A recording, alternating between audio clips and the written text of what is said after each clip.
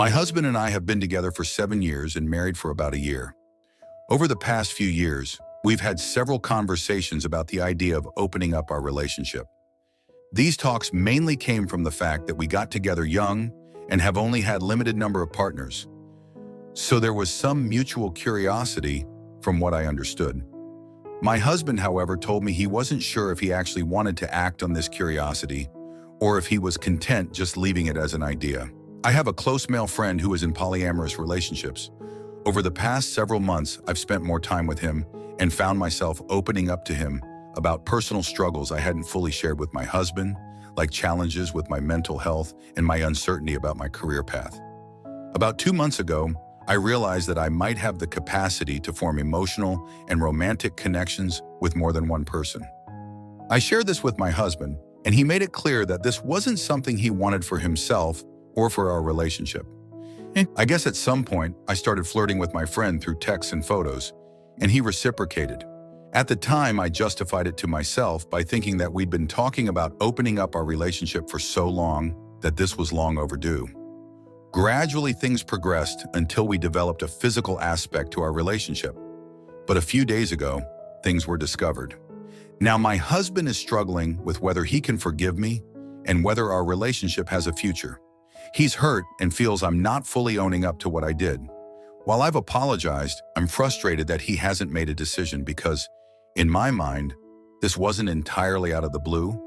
It was a continuation of the conversations we'd been having for years.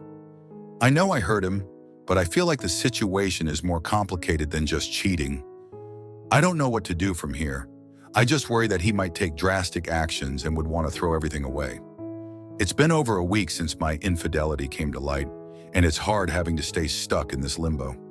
Has anyone been in a situation where talks about non-monogamy turned into something like this? How do you move forward? I'm just so angry at him for taking his word back and trying to rewrite this narrative that I'm some sort of a cheater. Update: it's been about 2 months since my husband found out about my emotional affair, and a month since he told me we need to separate. I haven't moved out yet, and instead I've been trying to show him that we could still work on our relationship. I've opened up emotionally in ways I hadn't before, having deep conversations and trying to convince him we could get past this.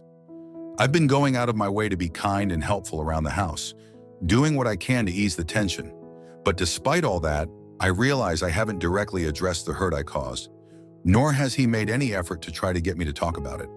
I haven't really owned up to the cheating, the lying, or my necessity to be in a polyamorous relationship. I've been trying to hold things together without fully confronting what I did to break him in the first place. My husband has started the process of putting our house up for sale, but beyond that, we haven't had any substantial conversations about what happens next. We just coexist in this strange limbo, acting like things are fine when we both know they're not. What's throwing me off is how I feel, or don't feel. I thought I'd be overwhelmed by guilt, regret, or sadness, but instead I feel numb. No anger, no tears, no heartbreak. It's almost unsettling how normal everything feels. I look at him and occasionally catch a flicker of the love I used to feel, but it's fleeting, like a memory I can't quite hold on to. I know we're heading toward divorce, and I don't intend to backtrack on that, but I can't help wondering if I should feel more broken up about this. Has anyone else felt this kind of detachment? Is it just the mind's way of coping? Or is this what it feels like when you've stopped caring altogether? This emotional numbness makes it hard to process anything. How did you make sense of your emotions, or lack thereof, when everything felt so strangely normal despite the chaos? Final update. My husband moved out a few weeks ago, and the house is set to sell next week. The divorce is almost finalized, and it feels like the end of an era, one that ended in a way I never imagined. The loneliness has been crushing at times, but I'm using this space to truly reflect and take responsibility for what brought me to this point. The affair wasn't just about the relationship breaking down, it was also about me. I've had to take a very hard and honest look at myself, my past traumas, unresolved issues, and the constant craving of male attention and validation. Those things didn't excuse what I did, but they were factors I ignored for too long. This has been a painful, humbling process, but I know it's necessary if I'm ever going to grow and move forward. One thing keeping me grounded is structure.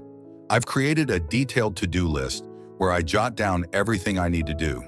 Small tasks like vacuuming the living room or taking out the trash, and bigger ones like summarizing the books I'm reading or documenting the timeline of everything that happened.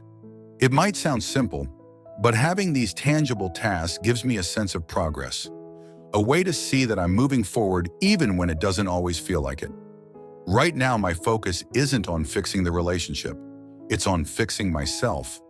I've realized that until I deal with my own shortcomings and pain, I'll never be able to build a healthy connection with anyone, including myself. This time is about learning, healing, and trying to become a better version of who I am. I just wanted to share this for anyone else going through something similar. Progress doesn't always look dramatic. Sometimes it's just about showing up, facing yourself, and taking it one step at a time. Story 2. Can't seem to reverse course. I've been struggling after having betrayed my partner.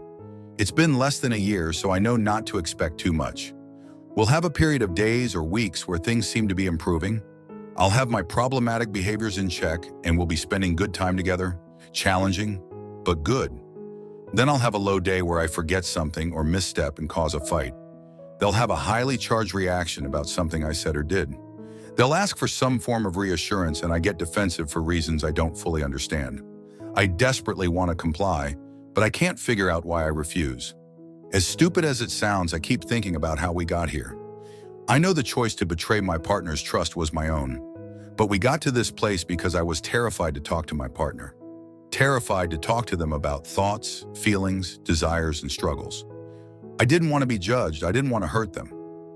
Lo and behold, right? The thought I have when they want to look through my social media, emails, search history, or my texts is, I don't trust you either. Leave me alone.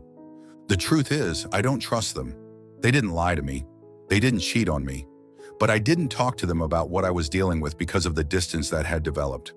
I'd been feeling attacked, unwanted, unloved, and lonely. It was impossible to see past that to understand the reason they were behaving that way. They were in just as much pain. I was just too blind to see it, trying to deal with my own hurt. Now we're here. I've destroyed them, but I'm in pain too. I'm dealing with the fact that I failed to uphold my own sense of morality and integrity. In the act and afterward by lying about it, and I have to carry the knowledge I've wounded my partner so deeply they may never fully recover. I can't lean on them for emotional support, one of the reasons we got here. I can't ask them for help in the work to reconcile, one of the reasons we got here. I can't receive the reassurance I have always depended upon in our relationship because it's not their job to reassure me after what I've done. I want so badly to reconcile and rebuild after I tore our house down, but I don't know how to do that without a partner to help me along the path. How can I advocate for my own needs in this process when I'm the one that did this to us?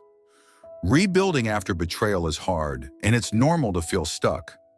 The shame and guilt you're carrying can fuel defensiveness, which pushes your partner further away. When you feel that way, pause and ask yourself if you're reacting out of shame or fear. It can help you respond more constructively. The mistrust you feel toward them might be projection or unresolved fear. Therapy could help you unpack that and learn to communicate better. Advocating for your needs is valid, but frame it as improving yourself to support reconciliation, like asking for help managing defensiveness. It's not about eliminating the self, it's about balancing accountability with self-respect. Progress will be slow, but showing up consistently, even when it's hard, is key. Now, some comments. This sounds like relationship issues compounded by cheating issues. They are both related and separate at the same time. His being an emotionally unavailable and unsupportive partner doesn't excuse your cheating, but by the same token, your cheating doesn't absolve him of his responsibility to be a good partner. I don't have any advice, but wanted to offer sympathy and say this sounds really hard. While MC is not a good solution for most couples after infidelity, because it focuses too much on the couple and not enough on the infidelity, maybe it would be helpful for you. Sounds like there are multiple issues you two need to work on. Now, you may have a spouse that just want to punish you, but I'm willing to bet they just want honesty and to feel safe just like most of us. If you can't trust them 100% or close to it, you really can't expect them to trust you even 25% after what you did. They can't tell you what they want or needs because even if they're able to verbalize it, those needs may change 10 minutes later. Find a way to really talk to them. Don't expect them to do all the talking. You need to be doing it, and you had best be honest with yourself as well as them. Anything less is just adding insult to injury and prolonging zero trauma. Now, if they're just the type to want to punish you, my mother did that to my father, so I know the difference. Run fast and far. But if they're hurting and going through even a quarter of what I did, then you owe it to him. I'm not sure if my WS even knows about this form, but if you add more about your situation, then maybe we can give some more advice. No matter what, you need to remember to show kindness and compassion to your BS and yourself. This will be one of the hardest things you will ever go through, but it can be so worth it.